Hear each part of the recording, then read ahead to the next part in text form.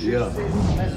Starpstāv platforma. Tā ir interesanta lieta. Tas nav domāts ne tikai būvniecībā, tas ir domāts priekš. Ir mums nosīt kaut kādus angārus, kad būvējam, ir nepieciešama vieta, kur būs office. Un tas ir priekš office, stikla uzlies un gatavs, kur tev sijas ir.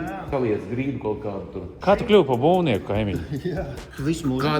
Kādreiz, ne visu mūžu, bet kādreiz nobeidzu Tehnisko universitāti. Tas bija kaut kāds 92. gads, ļoti sen. Es jau gados puisis. Nepateiks. Strādāju kādreiz citā nozarē, pilnīgi nesaistītā. Legālā? Tikai legālā. Mēs tikai legālā strādājām.